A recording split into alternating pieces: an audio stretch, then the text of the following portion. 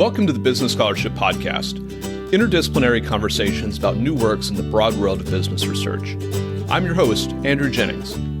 If you like what you hear today, please consider subscribing to the podcast or sharing with others who might like it too. And if you have ideas for future episodes, let me know. My email address is andrew@andrewkjennings.com, and I look forward to hearing from you.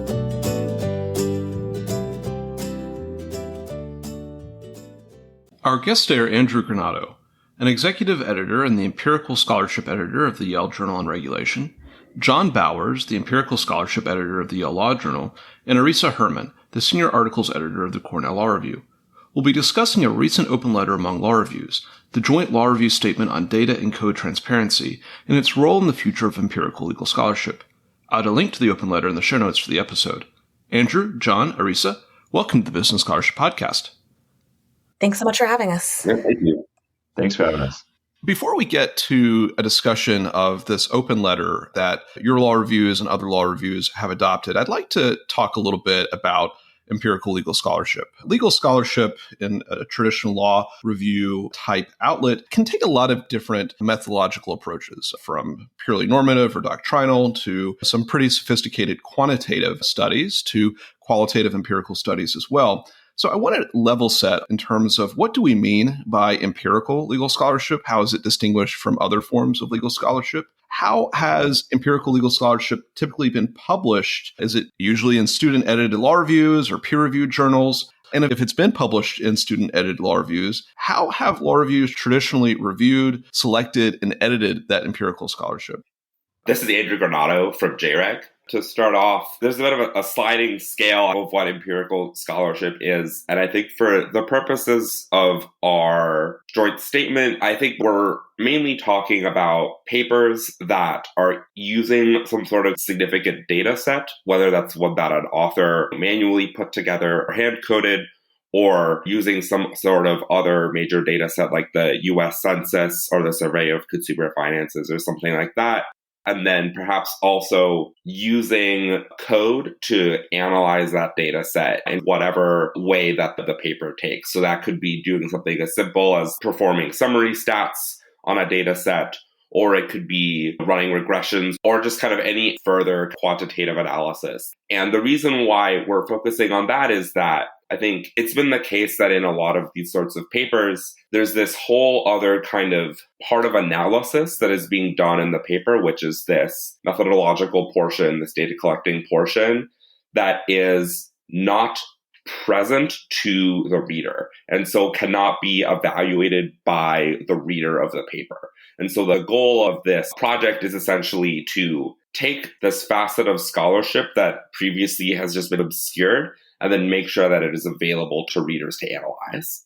Hi, this is John. To answer the part of your question about how empirical scholarship has traditionally been reviewed, selected, and edited by student-edited law reviews, I think that there's a fair bit of range in terms of how journals do that. I can speak a little bit to what we do at YLJ. So we have an empirical scholarship editor, namely myself. I think that position is getting more common across law reviews. There's, I think, this growing sense that it's really helpful to have somebody with some specialization in the empirical domain who's able to comfortably review statistics, review data sets that authors have collected or manipulated in some way to make them useful for analysis. I think having somebody like that on the staff of a student-run law review is very helpful. Another thing that we consistently rely upon is outside consults, asking professors, asking empiricists, asking people who, say, have advanced degrees in a given subject or have done a particular kind of empirical scholarship in the past to give their input and to help us come to a clearer sense of whether a piece of scholarship is novel, whether it's sufficiently empirically robust. And one thing that we think that this initiative is going to do is to really ensure broader transparency and broader ability to vet empirical work and to build on empirical work. Because when data sets are available, when replication is closer within reach, readers are both going to be more confident about the empirical work that they're reading and more able to take that empirical work and use it to do another really cool thing. So we think that there's both a really useful transparency and credibility function to the initiative, and also a generative function to the initiative. We think it's going to enable scholarship that might not otherwise happen. I'm talking to Andrew and John, who are both the empirical scholarship editors of their journals. I'd like to hear a little bit about maybe where empirical legal scholarship fits into a general readership law review. And Arisa, as the senior articles editor of the Cornell Law Review, you have that 20,000-foot view of the article selection process. Could you talk a little bit about how Cornell Law Review or some of your peers at other schools are thinking about publishing empirical legal scholarship? Of course, it's competing with other methodologies in legal scholarship, but what's the general approach that a law review is taking when it receives an empirical submission? So first of all, I think it's changing really quickly. We're seeing a lot more empirical scholarship than we've seen. And in talking with my predecessors who were senior articles editors at the Cornell Law Review in previous years, they definitely saw less empirical scholarship than I've seen, and it's getting increasing numbers every single year. And we're also seeing a lot more interest in empirical scholarship, both in terms of the number of submissions, but also in feedback from our readership. And so I think we definitely see empirical legal scholarship as a really important and really growing field, and one that overlaps with other categories in terms of it's not necessarily, you see empirical scholarship as a part of an article or in supporting an argument, even if the article itself is not billed overall as an empirical article. I think we're trying to figure out how to best incorporate understanding of empirical legal scholarship into our review process.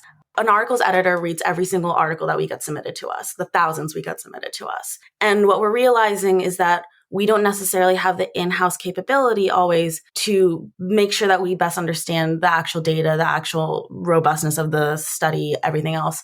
So we have a peer review process that we can refer things out to. We have been getting advice from our advisors. We've talked about setting up a position like one that John or Andrew have. But I think it's an ongoing conversation in terms of how do we create balance in the volume as a whole. How do we understand empirical legal scholarship, not just as this subfield, but as something that's growing more and more, even when it's not necessarily billed as an empirical article? So this sounds like a challenge that, and an opportunity perhaps, that law reviews around the country are starting to see in increasing numbers, this increase in empirical legal scholarship submissions and maybe demand from readers for empirical legal scholarship. I'd like to talk a little bit about where this initiative comes into place. Could you maybe talk a little bit about what the origins of this initiative were? How did it develop? And what problems is it geared toward addressing? What does the initiative say? What does this joint letter between a number of law reviews say? And what's it trying to do to advance the availability and the quality of empirical legal scholarship across the board?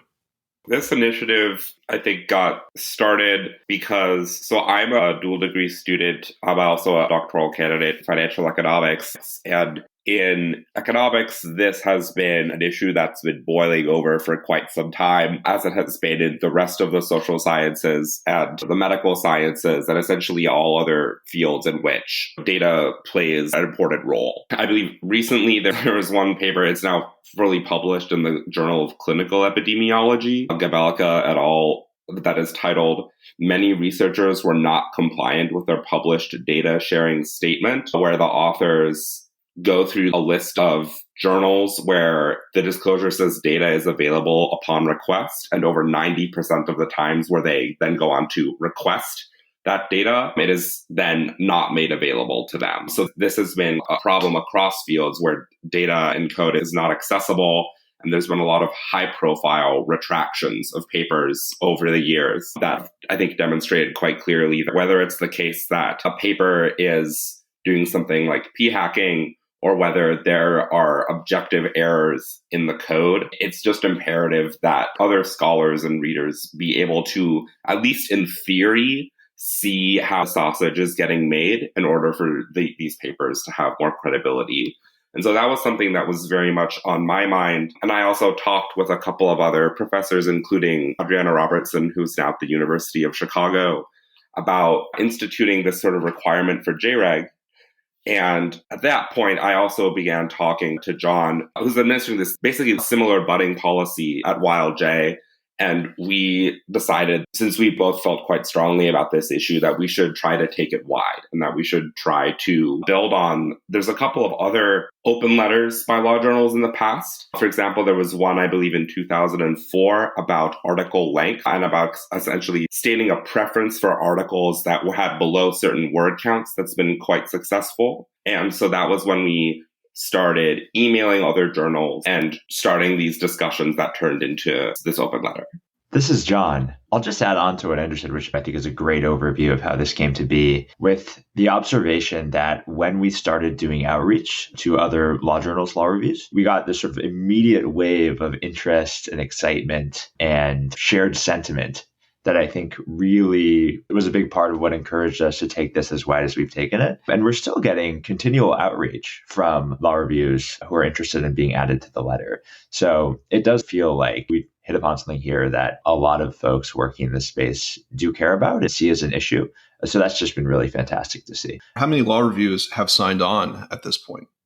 When the letter went wide, we had 11 journals signed on, and right now we are at 17. And if you are a member of a law journal listening to this, we're more than happy to talk about this with any law journal that is interested, and we'd love to have other journals sign on. For journals that do sign on, what might the terms of the letter mean for their article selection, their editing process, their internal procedures? What does it actually do in terms of a policy matter? And for authors, what might be changing? What might these policies mean for authors who are currently working on papers or will be submitting papers? What the joint statement commits its signatories to, so I'll quote from the statement here. Where possible, authors of articles that include empirical analysis shall disclose the data and/or code used in their articles prior to acceptance for publication. If and when a law review publishes an article that includes empirical analysis, it shall make publicly available that article's underlying data and/or code. And then we also note that implementation of this policy is going to be left to the discretion of each individual law review. So what that will often mean in practice is that there are some cases in which maximum transparency is not feasible. And the main two examples that we had in mind were when a paper uses proprietary data. So when it's using data, for example, from a company, and so the company obviously does not want this data to just be published wide on the internet. And there's also cases involving sensitive and personally identifiable information. For example, if somebody does a medical survey where they're doing interviews with people, and then they code up those interviews and create quantitative metrics based on them. There's certainly legitimate reasons for the people involved in those interviews to not want the transcripts of those interviews published on the internet, even if, for example, their names could be redacted because it might be personally identifying anyway. And so we're invoking federalism here, and we're trying to be flexible about giving each signatory the ability to implement this in the way that makes the most sense for them and makes the most sense for the articles that they're taking on in any given cycle. But we do want to set this strong presumption that if a paper is using data and/or code, the default setting should be that there is full disclosure of all such data and code unless there is a compelling reason to not do so. And I'll add to that. I think while obviously we were really on board with the importance of data transparency, and as soon as Andrew reached out about the statement, we were really excited. The individual flexibility is something that was really important to us. For instance, the Cornell Law Review, like some of our peer journals, is a blind review process. So we ask that all articles that are submitted to us to be blinded prior to submission. And if they're not, we will blind them ourselves before they can move on in our review process. And so for us, having the flexibility to make sure that we could ensure that this mandate would align with our principles of blind review, and that in having data sets submitted to us, that we could continue to align that with blind review and make sure that we weren't only burdening authors, that we weren't only burdening articles editors, was something that we really needed the flexibility to continue to figure out on our own. And the way that this mandate might look at Cornell is not necessarily the same way that it will look at other journals. But as long as we are still standing for the same principle that we're publishing articles with their data sets where feasible, that we are standing for data transparency, that's what's important. How would you define success for this joint statement? And if the joint statement is successful, what does it look like 5 years from now in terms of law reviews themselves in terms of the state of empirical legal scholarship. You'll graduate and move on to wonderful careers, and you can look back at this initiative that you got off the ground. What do you hope to see in 5 years as the fruits of this initiative? This is John. I think in broad strokes, the single biggest thing we're looking for is for law journals and law reviews to produce formed, well thought through data policies and to consistently enforce them moving forward. I think that's something that's not going to snap into full focus for at least a couple of years, given the sort of rate of flow for empirical pieces can vary from year to year across different journals. And because, again, there might be exceptions in play for some of the pieces that we see in the near term. Broadly speaking, I think I'll feel like this initiative will have been a success if, again, 5 years from now, I'm looking at across all of the empirical scholarship that I've read, and I can consistently click through to the article and then find a link to the Dataverse site and go and download everything and run my own little experiments, verify results, and so forth. So yeah, I think the proof is really going to be in the pudding. Fundamentally, it's just going to be a matter of, I think, keeping the faith and remaining strong in the messaging around this. Andrew and I have discussed this in the past. This initiative, from our perspective, isn't over. We still have journals joining the initiative. There are still things that we can do, including wonderful podcasts like this one, to get the message out there and to really make this a live issue. And I know that there are other folks doing meta scholarship on how legal empirical scholarship is shaping up, the kind of things that are published, data availability for the things that are published. And so I think that work's also going to be really important in terms of tracking and indexing how the space develops after this initiative's kind of been put into place.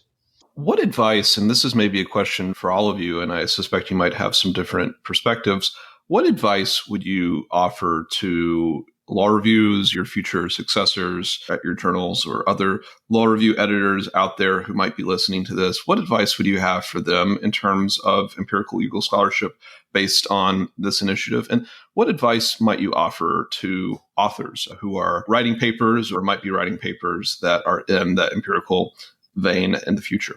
This is Andrew. I think that for law reviews, maybe for law reviews that are thinking about how to fully incorporate empirical scholarship and maybe have expressed some hesitancy about publishing empirical scholarship in the past because of maybe a concern that some of the techniques might be too technical for them to fully analyze in time to stay up with the absolute flood of articles that come in every submission season. I hope that there being this norm of sharing as much as possible data and code used in empirical articles would actually increase the amount of empirical scholarship that journals are comfortable publishing.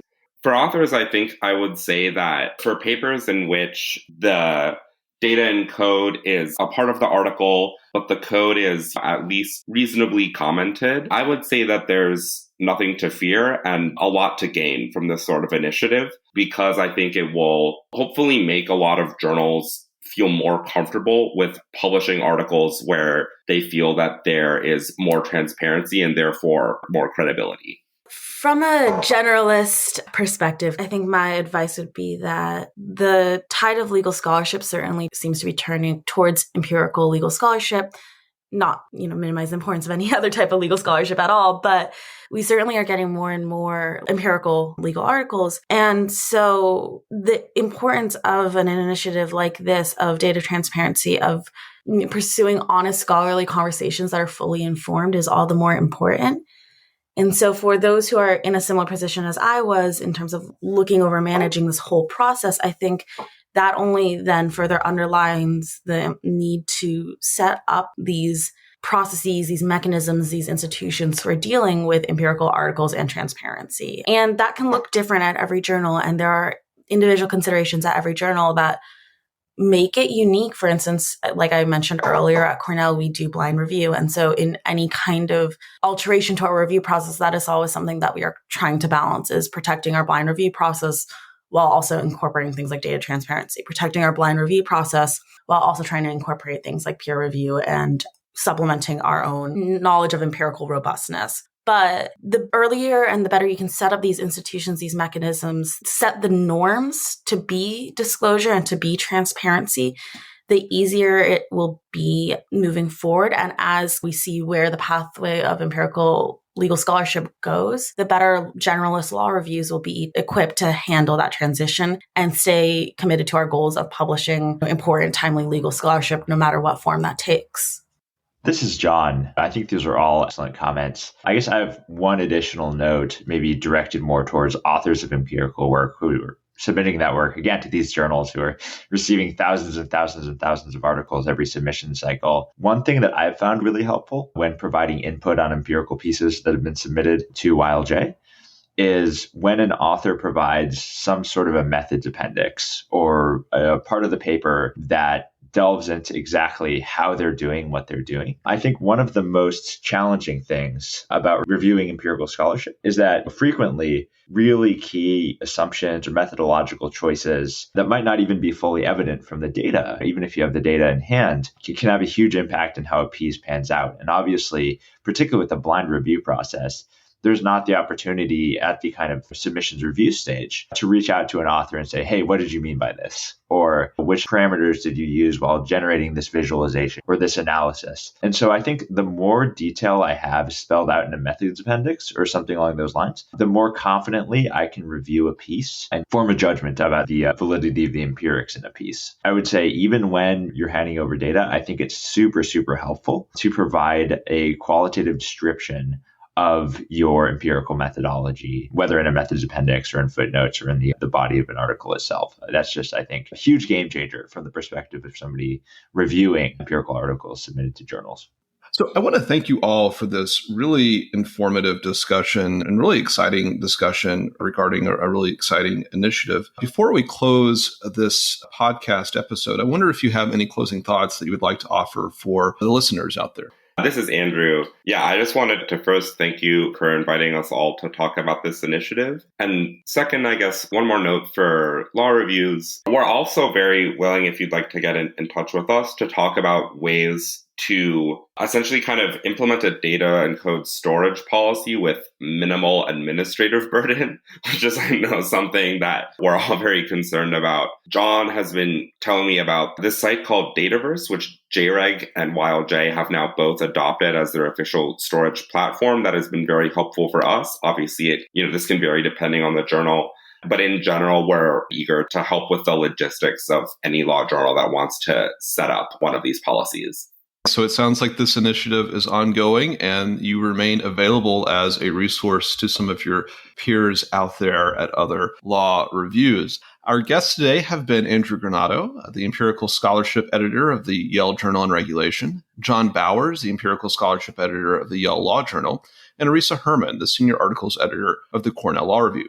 We've discussed a recent open letter among law reviews, the Joint Law Review Statement on Data and Code Transparency, and its role in the future of empirical legal scholarship. I'll add a link to the open letter in the show notes for the episode. Andrew, John, Arisa, thank you for joining the Business Scholarship Podcast. Thank you. Thanks so much for having us. Thanks for having us.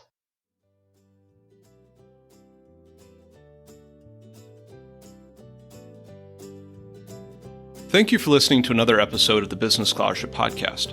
If you like what you heard, please consider subscribing to the podcast or leaving a rating on your favorite podcast app, or let other people know about it too. If you have suggestions for future episodes, please let me know. My email address is andrew@andrewkjennings.com, and I look forward to hearing from you. Until the next time, I'm your host, Andrew Jennings.